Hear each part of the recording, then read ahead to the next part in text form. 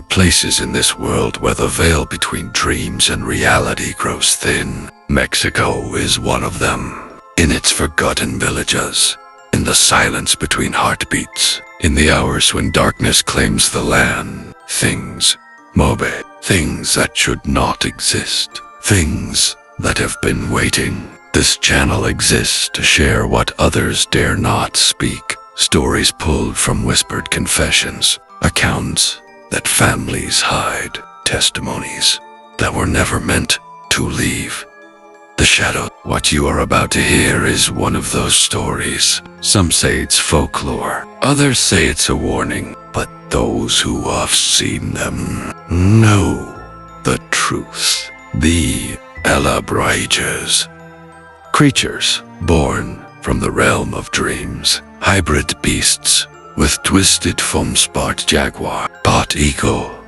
part serpent, part nightmare. Their bodies painted in impossible colors that burn into your memory.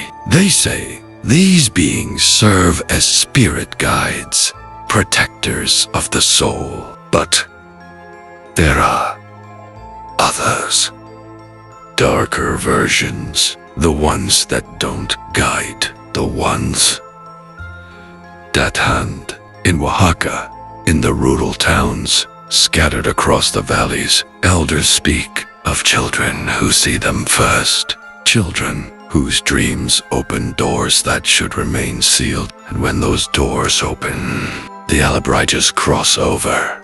They come in pairs, they come in silence, and they never leave. It began with the dreams. Mateo, age 9, woke gasping in the middle of the night. His younger brother, Santiago, age 6, was already awake, sitting upright in the bed across from him, staring into the dark corner of their room. "Did you see them too?"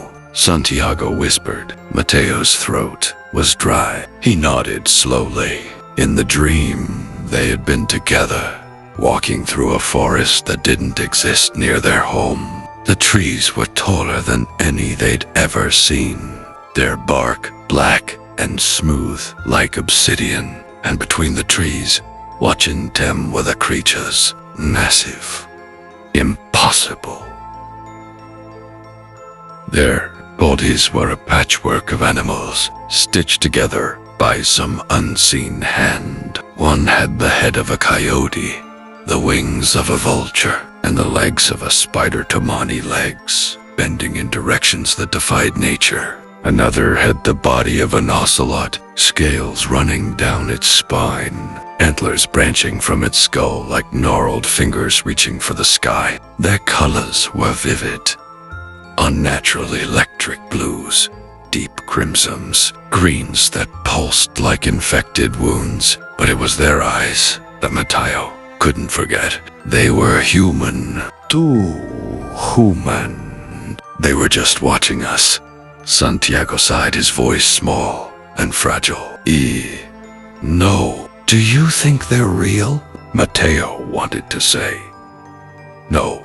He wanted to laugh it off, to tell his little brother that dreams were just dreams. But something in his chest, something cold and heavy, told him otherwise. Go back to sleep, Mateo said, though he knew neither of them would. The next night, they dreamed again. This time, the creatures were closer. The boys stood in the same black forest, but now the Alebrijes moved. They circled, their movements too fluid, too smooth. The coyote vulture spider thing clicked its many legs against the ground, the sound echoing like bones snapping. The ocelot creature lowered its head, antlers scraping against the trees, carving deep grooves into the bark. Santiago reached for Mateo's hand. Why are they following us? Mateo didn't have an answer. One of the creatures stepped forward. Its body shifted as it moved, fur melting into feathers, feathers hardening into scales. It opened its mouth, and instead of a growl or a roar, it made a sound like wind howling through a hollow cave. A sound that felt ancient, a sound that felt hungry. Then it spoke, not with words, But Mateo heard it inside his skull, pressing against his thoughts. "We have been waiting for you." The boys woke at the exact same moment, drenched in sweat, their hearts hammering against their ribs. "Mateo." Santiago's voice cracked. "They talked to me, Meto." For a long moment, neither of them moved. The room was dark, lit only by the faint glow of moonlight filtering through the curtains. Everything seemed normal, quiet, safe. Then they heard it, a scraping sound just outside their window. Slow, deliberate, like claws dragging across brick. Mateo's blood turned to ice. He turned his head toward the window, his body refusing to move any faster. Santiago clutched his blanket, frozen. The scraping stopped. Silence. Silence. Then a shadow passed across the curtain. Not a human shadow. Something larger. Something with too many limbs. "Don't look," Mateo whispered. "Don't look at the window." But Santiago was already looking. His eyes were wide, unblinking, locked on the curtain. The shadow moved again. This time, it pressed against the glass. The outline was unmistakable lentils, branching and twisting, a hunched, muscular body, a tail that coiled like a serpent. It was one of them. The creature from the dream was outside their window. Mateo forced himself to move. He stumbled out of bed, grabbed Santiago by the arm, and pulled him toward the door. They ran down the hallway, their bare feet slapping against the cold tile floor, and burst into their parents' room. "Mama! Papa!" Mateo shook his mother awake. She stirred groggily, confused. "Mateo, ¿qué pasa?" "There's something outside. Something." "A bad dream, mio," his father mumbled, half asleep. "Go back to bed." "No, it's not a dream," Santiago cried. "We saw Tim de Real." Their mother sighed and got out of bed, wrapping a robe around herself. Okay, I'll check. Come on. She walked back to the boys' room, flipping on the hallway light. Mateo and Santiago followed close behind, clinging to her. She pulled open the door and stepped inside. The room was empty. Normal. The curtains hung still. The window was closed, latched from the inside. "See?" "Nothing," she said gently. "You both had the same bad dream. It happens sometimes." But Mateo wasn't listening. He was staring at the window. There, on the glass, were long, deep scratches, fresh, running from top to bottom in jagged, deliberate lines. His mother saw them too. Her expression changed. The reassurance drained from her face. "Stay with your father tonight," she said quietly. The scratches were still there. In the morning, their father tried to explain them branches from the tree outside, an animal, maybe a bird. But Mateo and Santiago knew better. The dreams didn't stop. Every night, the Alebrijes came, and every night, they got closer. In the dreams, the creatures no longer just watched. They followed. The boys would run, but the forest would stretch and twist, trapping them. The Alebrijes would call to them, their voices layering over each other in a chorus of whispers. "We have chosen you. You opened the door. We are bound to you now." And every morning, there were new signs. Scratches on the walls outside, prints in the dirt beneath the window, prints that didn't match any animal there. Father could identify. Once, Santiago found a single feather on his pillow. It was massive, longer than his forearm, and shimmered with colors that seemed to shift when he moved it. Their mother took them to the priest. He blessed them, prayed over them, hung rosaries above their beds. It didn't help. She took them to a curandera, next a healer from the next town over. The old woman listened to their story, her face grave. She burned copal, waved the smoke over the boys, and gave them small cloth pouches filled with herbs and stones. These creatures are not evil, she said, but they are not entirely good either. They are drawn to those who walk between worlds, your sons. They have a gift, or a curse, or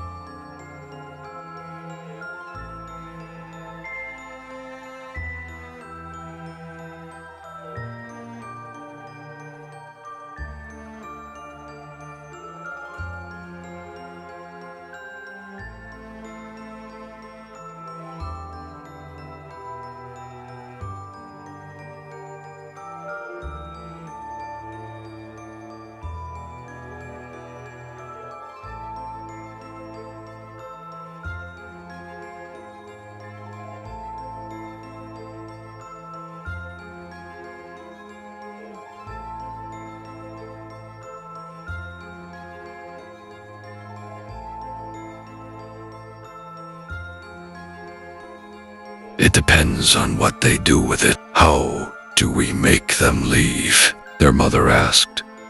The curandera shook her head. You don't. Once the Alebrijes have chosen you, they do not let go. The boys must learn to live with them, to understand them. Or what? The old woman's eyes darkened. Or the Alebrijes will take them into the dream world permanently. Weeks passed. The dreams continued, but something changed.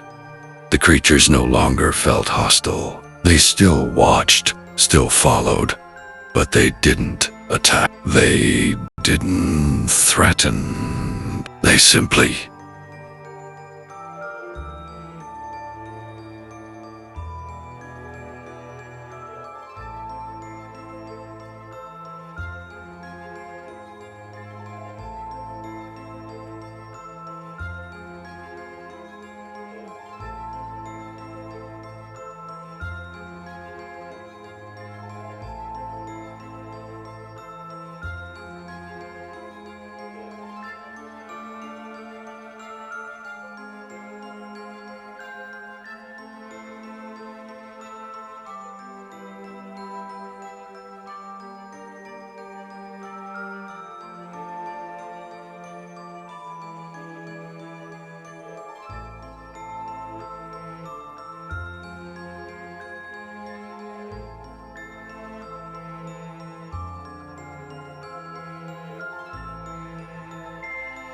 One night, in the dream, Mateo stopped running. Santiago stopped too, looking at his brother in fear. What are you doing? Santiago whispered. I'm tired of running, Mateo said. He turned to face the Alebrijes. They stood in a circle around the boys, their impossible forms towering and still. The coyote vulture creature tilted its head. The ocelot, with antlers, lowered itself to the ground. Its eyes, those disturbingly human eyes, locked onto Mateo's. What do you want from us?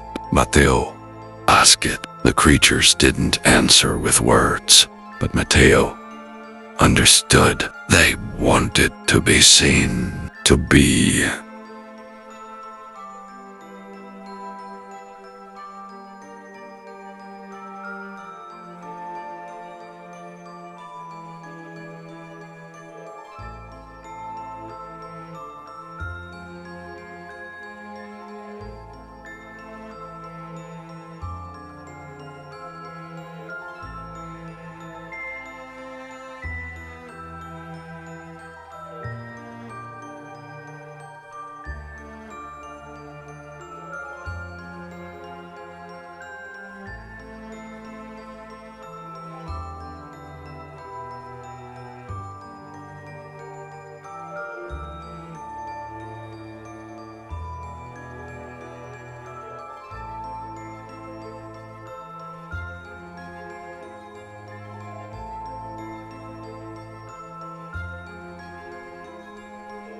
They were guardians of something the boys didn't yet comprehend, and they would not leave.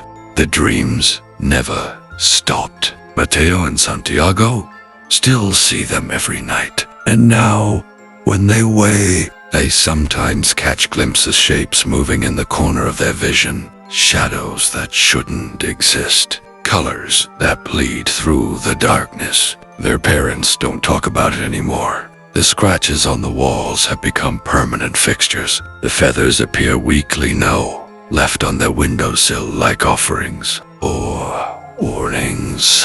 The boys have learned to live with it, but they don't sleep well. They ikante because they know the truth. The Alebrijes are not just in their dreams anymore. They're waiting, watching, just outside the edges of reality. And one day, the door between worlds might open completely. What will cross through then? Some stories don't end. They linger. They follow you like shadows, like whispers, like creatures that live in the space between sleeping and waking. If you've made it this far, you're one of us now. One of those who know that the old legends aren't just stories. They're warnings. There are more tales buried in the darkness of Mexico. More creatures waiting to be remembered. More testimonies that should have stayed hidden. If you want to hear them, you know what to do. Leave your mark below. Subscribe. And when the next story arrives, be ready. Because once you start listening, they start listening back.